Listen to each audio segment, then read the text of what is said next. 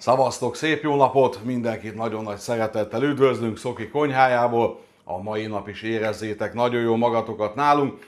Hoztunk ismét egy finomságot, és ugye nemrég föltettem a csirke nuggetset.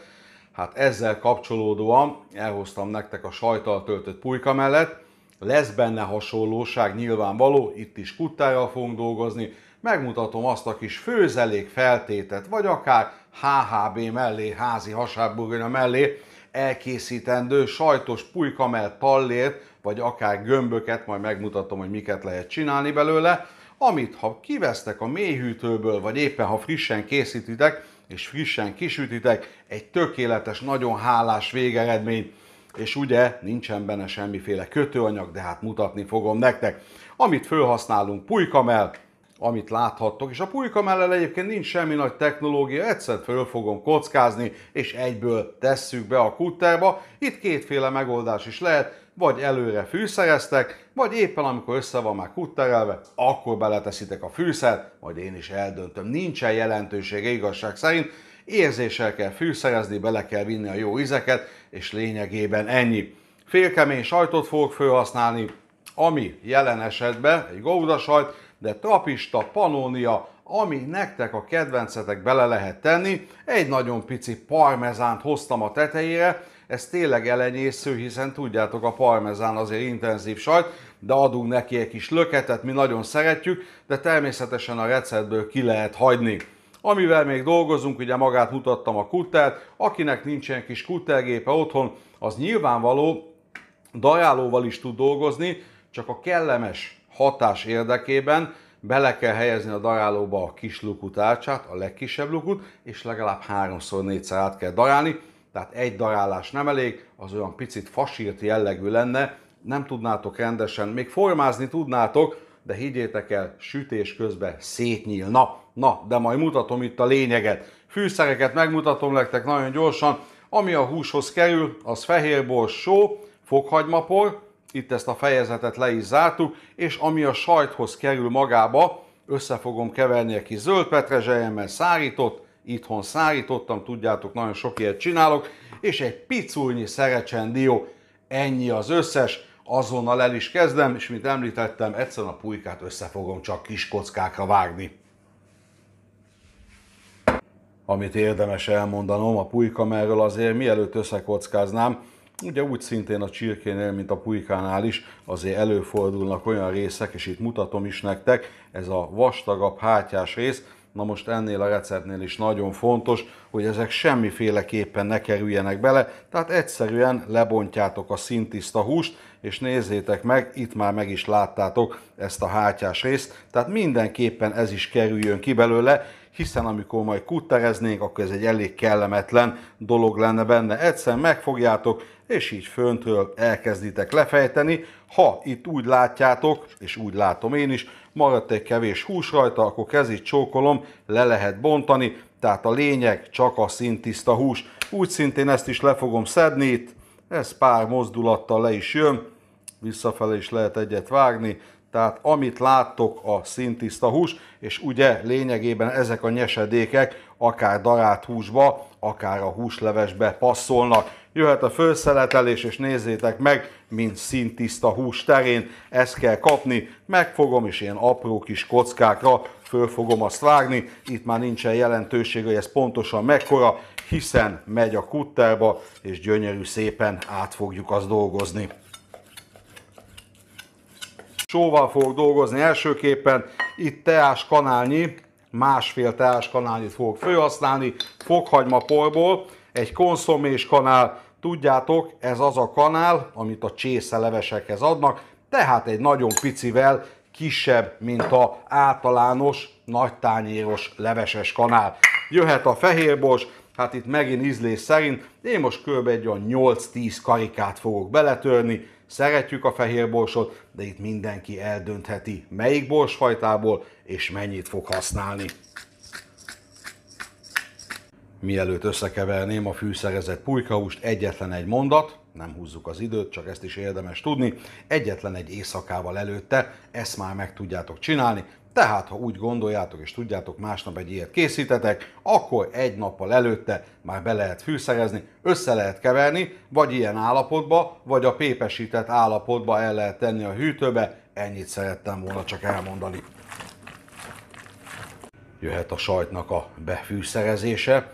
Lényegében nem kéne megmutatnom, de csak az arányok miatt ezt is megteszem. Hoztam egy teáskanalat, szárított petruska, egy ilyen bőséges teáskanállal hozzáteszek, hoztam egy nagyon pici mokkáskanalat, és itt nézzétek meg, éppen csak a végére egy nagyon picit rátolva, már keverem is be a sajtot, ennyi az egész, sót, borsot ehhez nem szoktam hozzátenni.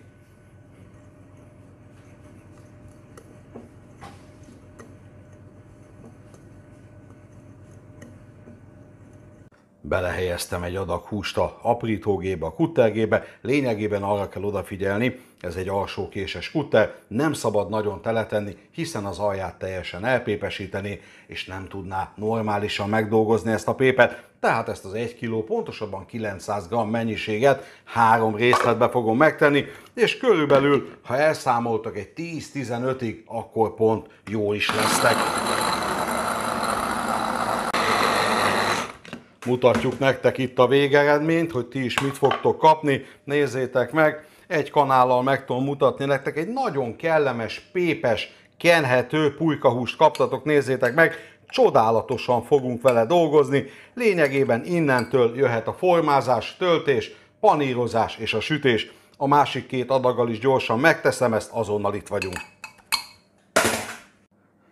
Mutatom nektek a kis formázást és a betöltést. Nagyon egyszerű a dolog, látjátok, kész van a húspépünk, előkészítve minden. Ide hoztam egy nagyon pici vizes tálat, épp egy pici langyos vízzel, meg is mártom a kezem, a tenyeremet bevizeztem. Fogunk egy kis gombóckát, itt igazság szerint egy random méret, tehát ti döntitek el, én a fiamtól tanultam ezt a randomot, nagyjáboli méret. Egyszerűen csináltok egy ilyen kis hurkagyurkát, egy kicsi gombócot, és megnyomjátok így a közepét, ennyi az egész. Ezt félre is lehet tenni, jöhet a sajtművek, és itt is képeztek egy kicsi sajtgombócot, ami pillanatok alatt megvan, jöhet is a húsiba, egyszerűen beleteszem, egy nagyon picit megnyomom, és ezt a húsrészt, a hátsó húsrészt egyszerűen ráburkoltam, nézzétek meg, jöhet egy nagyon pici formázás, és egy nagyon pici ellapítás. Ennyi az egész, készen is van, és lényegében létrejöhet a panírozás, így fogok eljárni az összessel. Ha valaki szeretné, és nem biztos a dolgába, akár lehet 2-szer is panírozni, de nézzétek meg, gyönyörű szépen el van rejtve a sajt benne, nincsenek nyílások, nincsenek törések a húson, nagyon fontos, tehát ebbe a helyzetbe bőségesen elég az egyszeri panírozás. Na, nekiállok, és az összessel ezt elkövetem. Jöhet a panírozás, és nagyon gyorsan megmutatom nektek, 11 darab szépséges korongot gyártottunk. Akinek van kedve, akár gombóc formájába is, igaz, azt nem mutattam meg, de lényegében megmutattam, amikor elkezdtem gombócozni.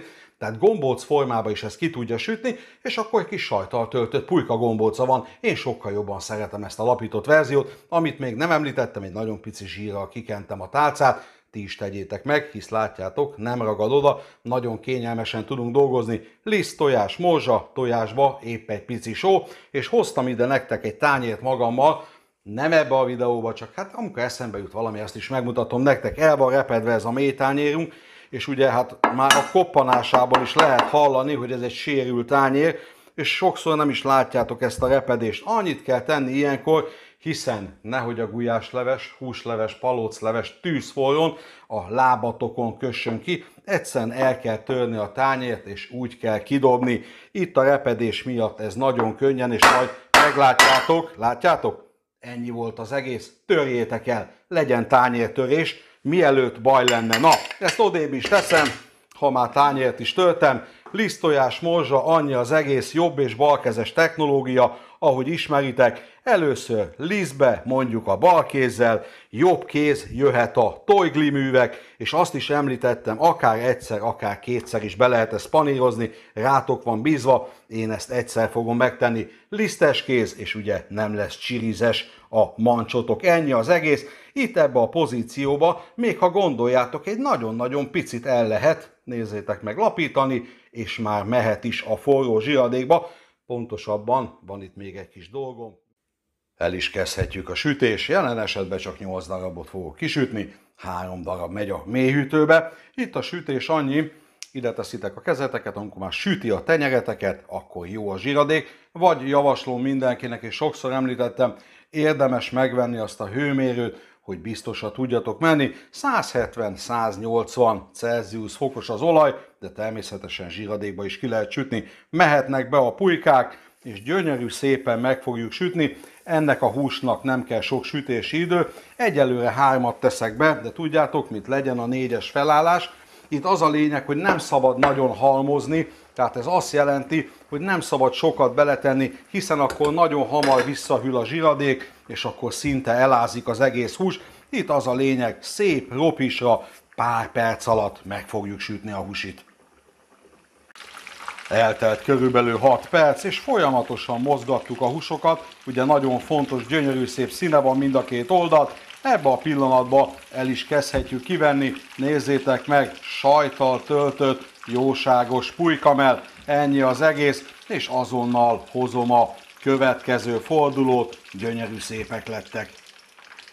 Nagyon gyorsan elvágunk egyet, míg tűz forró, hogy lássátok a jóságos kis sajtot benne. Nézzétek meg, fantasztikusan megolvadva, és természetesen a hús maximálisan átsütve, tehát az 5 perc kell összesen neki, pihe-puha, és nézzétek meg, még maga a darált hús is, pontosabban a pépes hús is gyönyörű szépen gyöngyözik, tehát nem szárítottuk ki, ez is nagyon fontos ebbe az esetben. Na, a jóság és a törődés kedvéért még ezt is fölvágtam nektek, és ezt nagyon gyorsan akkor Alex fiamnak oda is adom utána, miután megtekintettétek. Én azt mondom, egy nagyon-nagyon kellemes kis husi, érdemes elkészíteni, érdemes akár a mélyhűtőbe letenni, vagy panírozott formába, vagy simán, amikor ki van gombócozva, meg van töltve sajttal, és el van egy kicsit lapítva, és amikor kiszeditek, akkor panírozzátok, vagy éppen a panírral együtt nyomjátok a mélyhűtőbe be. Ez itt a lényeg, gyönyörűséges, jóságos,